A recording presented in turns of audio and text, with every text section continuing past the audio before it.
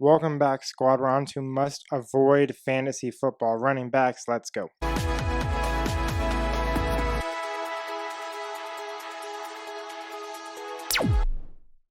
Like I said, squad, we got 4 running backs for you today. Guys that I would avoid, not necessarily busts or complete disasters, but I think they're a little bit too pricey for where they are. Up first, everyone's favorite, Christian McCaffrey. Now, you're going to think it's because of his injury history, and it's not that it isn't, but it's not really that this year. He's going as RB3 right now behind Gibbs and Robinson, which is a little bit high for me, considering he's 30 years old, first off, and this team is changing. This team brought in Mike Evans, who's going to catch some touchdown passes, while McCaffrey was 3rd in the league last year and carries inside the 10. Shanahan and McCaffrey both acknowledge that he needs to reduce his snap share for the upcoming year, just for the wear and tear on his body and his general well-being, which I don't blame him because I'm 29 and feel like going up the stairs is exhausting. And obviously, Christian and I have the same athleticism. The RB3 last year averaged 21.5 fantasy points a game. That's a bit high. Now, McCaffrey averaged almost 25 last year, which is insane. He has a top 10 hard RB schedule this upcoming year, which is not great to see. And his average longest run per game was 13 yards. Also not great. He's really that pass catcher. He had more targets than any running back in the league last year. We see him get the checkdowns. We see him run the routes. That's his thing. Now, if CMC falls to the second round, I love him, right? It's all about price with these guys. But getting him as the RB3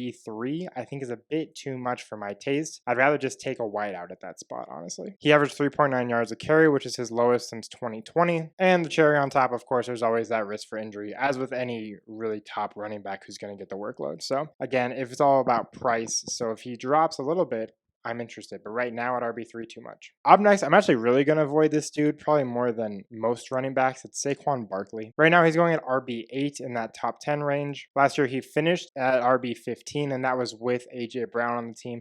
I think Brown is good for him on the team because they move the offense that way. The tush push is still alive and well. He averaged just over 3 targets a game last season, which isn't bad, but Jalen Hurts is not really the throw down the field, score 40 points a game kind of guy anymore, I don't think. You take you a deuce. You don't sit there and look at it.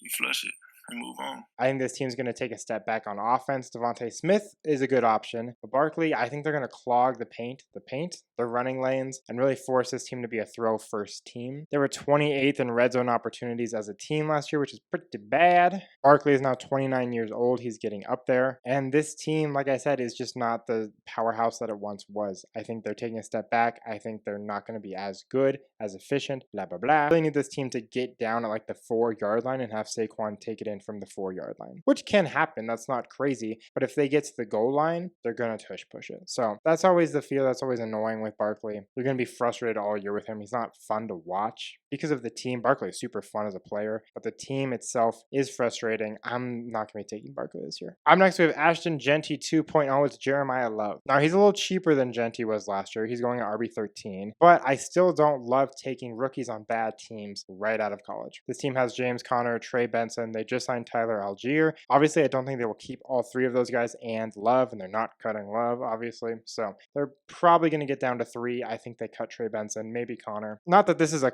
3-headed committee necessarily, but if they keep Conner, for example, I could see him getting the goal line work. If they keep Benson, I could see Algier getting the goal line work, right? So it's going to be a weird mix where I don't see Love going over like 60% snap share. And I don't think this team is very good. Jacoby Brissett is the quarterback. Marvin Harrison Jr. has kind of not done a whole lot with his career yet. Now he could take off. That's kind of a different conversation. But as of now, this team isn't really impressive. So I'm a little concerned about that. I don't think they're going to be in great game scripts a lot of the time. Their over-under win total for the year is 4.5. So if you think they're going to win 8 games, 10 games, and run up the score and run the ball into the ground 300 times a game, maybe I would take him. I don't think that will happen. So I'm pretty out on Jeremiah Love this year. Next year, when they get a good QB, when they kind of revamp this offense, I'll be way more interested. And last, this is going to be controversial for some people, Jaylen Warren. He's going at RB27, and I feel like I don't hate Jaylen Warren, but I'm not taking him at his price. He's now in a committee with Rico. He was in a committee with Gainwell, which was an interesting dynamic. Rico Rico is pretty different than Gainwell. While Rico is a little bit older, he's also a little bit bigger. Rico's 5'11", Warren is 5'8". Rico comes in at RB 33, 34 range, so he's a little bit cheaper. And Rico actually had more targets a game last year than Jalen Warren. Warren had 2.8 targets a game last year, and Gainwell took a lot of those, and I understand that. Now they have Michael Pittman. Kaleb Johnson is a person that I just remembered. And while the goal line work favored Warren slightly last year because of Gainwell being just small and undersized,